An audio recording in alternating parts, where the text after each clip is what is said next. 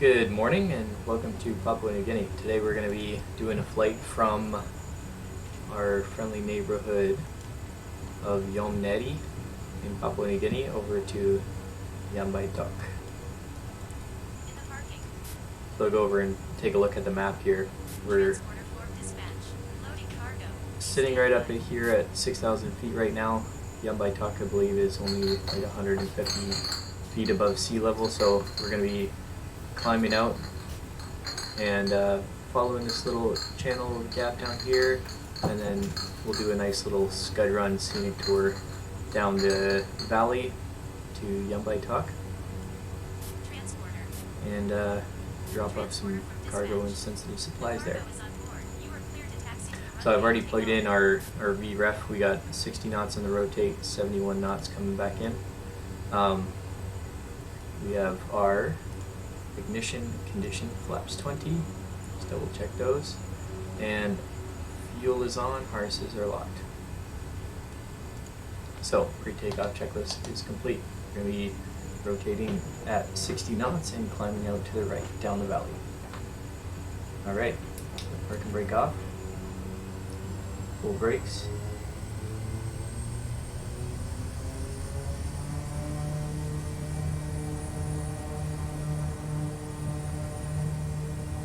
Roll this thing up to the top of the green arc. Usually the NG is the first thing to tap out, which is not how it goes in the real airplane, but that's how it is in the sim, so that's what we're going to fly by.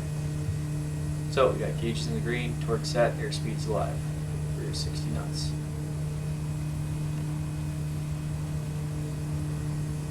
Alright, there's 60. Nice soft rotate, keep it at about 5 degrees and pitch for 73. Now because we're flying right out over a cliff, we're immediately free of obstacles, so we're just going to do a nice little gentle turn down the valley here.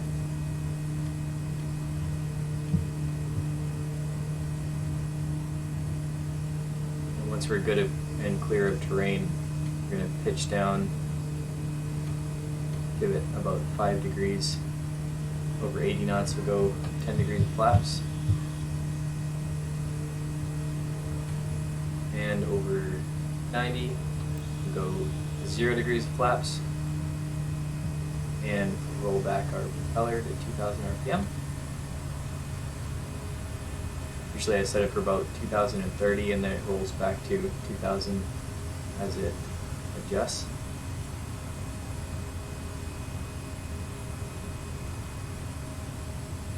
And we're going to keep our climb at about 100 knots.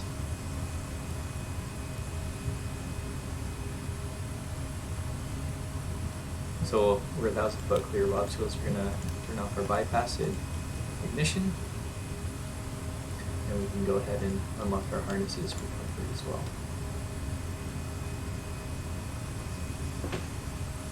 So we're just going to look over to the right, make sure that we're going to clear these mountains over here. And once we know we're going to clear that gap,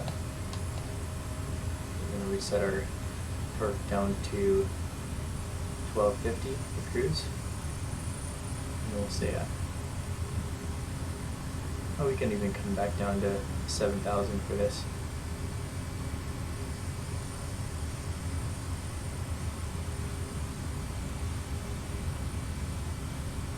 We'll let ourselves speed up.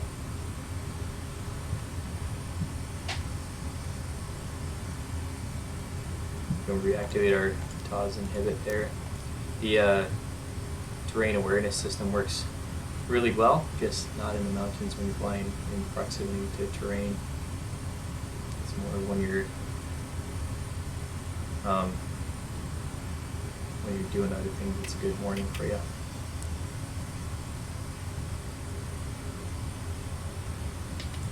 Alright, we're going to pop on our autopilot. Tell it to descend at a nice gentle 500 feet per minute descent rate to 7,000 there.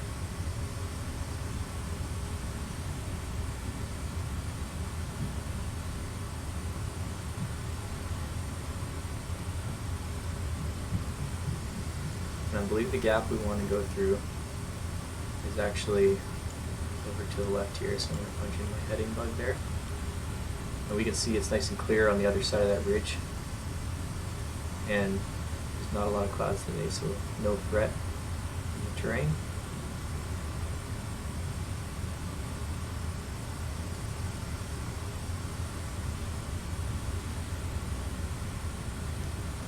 And as we speed up, get sorted out here, we're going to take out some of that right rudder trim that we had for takeoff.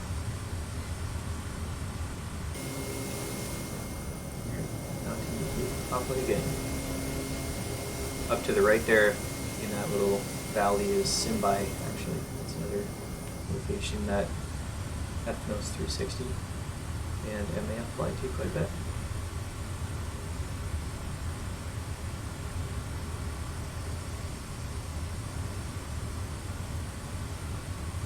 So we just zoom out on our map a little bit, and you can see that is the valley we want. Nice and green. It goes down just a few hundred feet over sea level.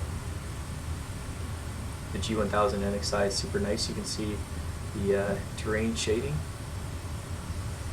So if it's green, it's from 0 to 500. So that's right down to sea level there, and then it comes right up to these 7,000 foot mountains, which is pretty sweet. Just beautiful. And we just turn our heading bug to point us a little more down the valley.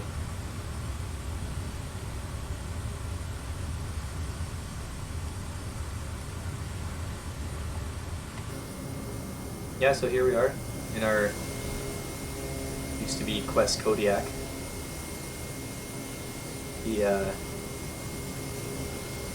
This is an incredibly powerful and I think beautiful airplane. Sure beats the old Cessna 206s that we used to use in Papua New Guinea there.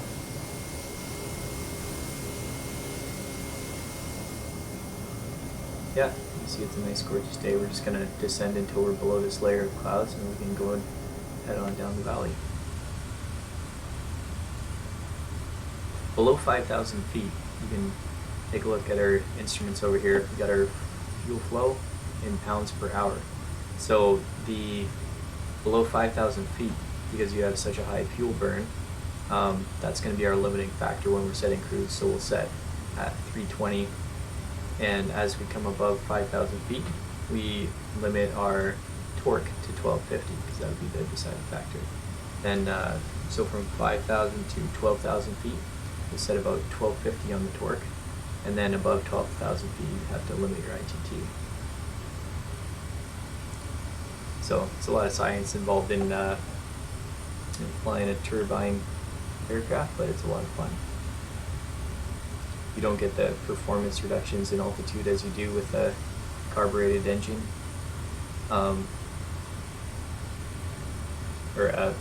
piston engine, I guess. I remember with the max loaded 206, we used to be just flying, skirting the side of the mountain, trying to get that little bit of orographic lift to get over and get over the Marawaka Gap. Okay, so just get an idea of what conditions we're going to be in when we get down to Yambaitok. So we've got the ETA in about 10 minutes. We've got 6,600 pounds right now. It's our weight. We're going to come over down to this chart here. And so we got 6,600 pounds, 60 and 71. Now, in 10 minutes of fuel, we're not going to burn, like we're just a little bit above 6,600 right now, so we know that's going to be about our landing weight. If you're trying to set this up ahead of time, then you'll have to adjust for your fuel burn. Right now we got 60 and 71, which is awesome. And we're going to go ahead and come down to our minimums, which we'll set for our circuit altitude down here.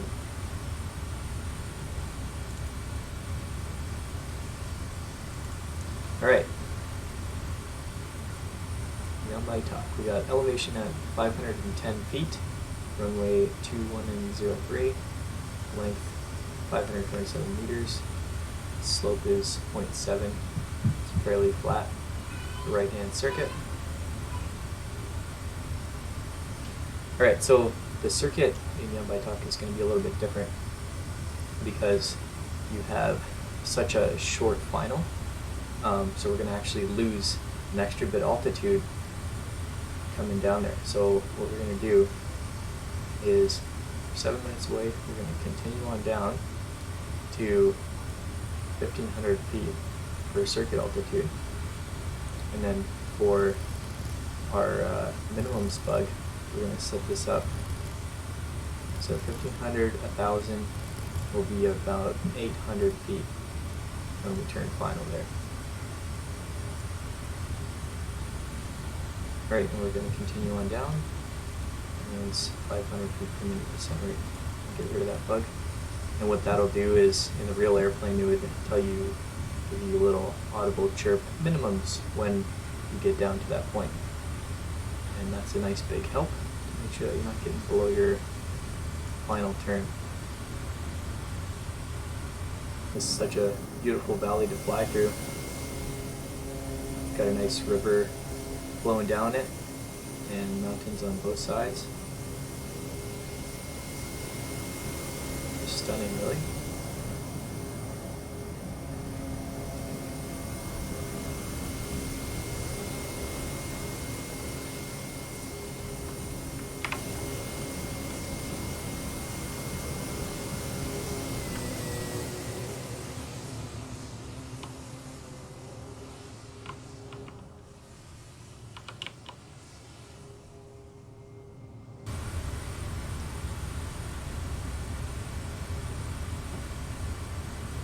Yeah, and flying in Papua New Guinea, you really have to know which valleys you can and can't go down. You can imagine how it was before you had all these fancy GPS and relative terrain systems. If you chose the wrong valley to fly up in a piston aircraft like a 206 and you're loaded to the max where you don't have a climb rate, could be a dead end.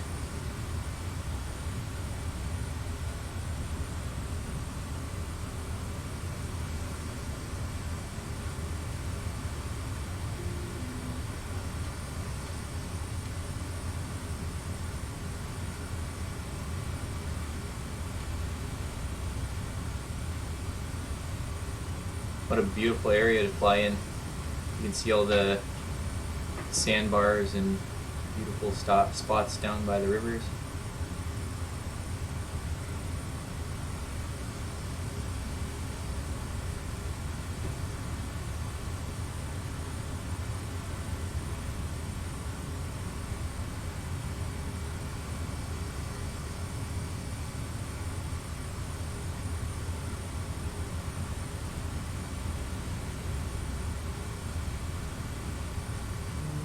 The circuit is going to be 1,500 feet, and we'll adjust it as necessary as we get in there. I'm going 4 miles out, we're knocking 10 degrees of flaps, and continue slowing down. The prop's already forward, and my seatbelts, I'm going to go ahead and lock those in, and my fuel selectors are both on.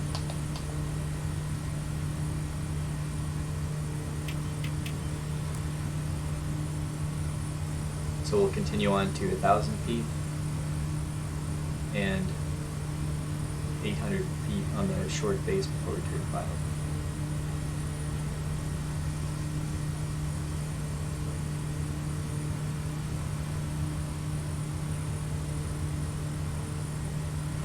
You can see up ahead, the airstrip is kind of in that little plateau down there. So it's going to be a bit of a proximity flight to terrain when we get set up for this approach.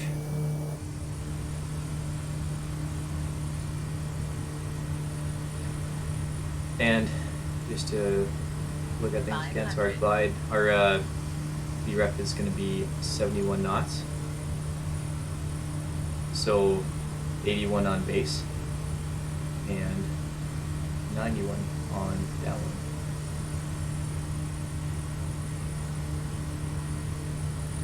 Flying over to this 500. radio right here. and do a nice little right turn and be able to see things down below. Inspect the runway.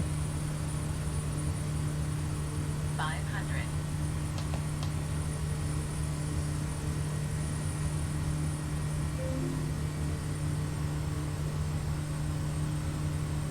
And there it is.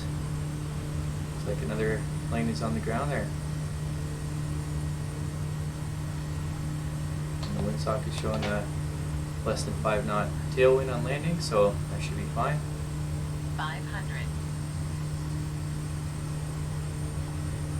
We're going to turn our terrain awareness system off so it's not chirping at us all the way in. Alright, we're going to start losing altitude here. Punch in our second notch of flaps a little early. Alright, continue to slow on down. There's this prominent tree right here. We're going to fly just above the tree. Punch in some right rudder trim.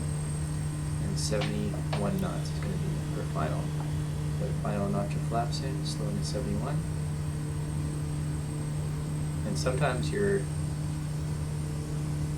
a little slow. We'll make our right turn.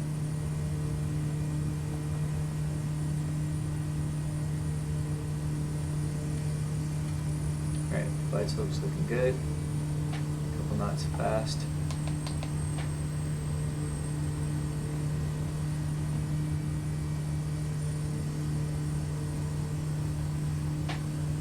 Wind is good. Continuing.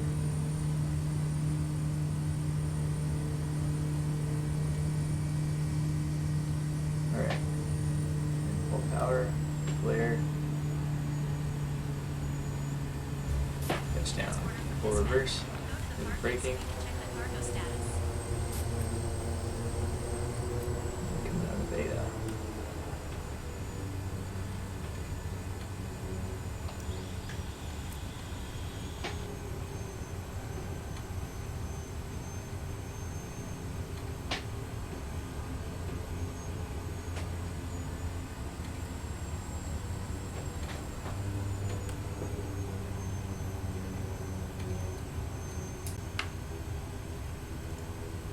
Alright, so here we are in Yambaitok, Papua New Guinea. If you've watched any Ryan Ferran videos, this is the spot where he did that fundraiser to buy the lawnmower for them. Obviously, in the simulator, it hasn't been kept up very well, the tall grass. Yeah, let's go ahead and shut her down here. So we have our environmental system. We're going to shut that down, come over and turn our auxiliary bus on, or off rather, our generator and alternators off, igniters off so it doesn't try to restart the engine when we cut it off. And we'll reset our trim for takeoff. Got our flaps to 20 is fine. And we're going to turn off our uphill fuel. We can unlock our seatbelts while we're up there. Right, so we'll go and cut our fuel off, feather the prop, and wait until the ITT settles down. We'll turn our avionics bus, fuel pump in, master switch off.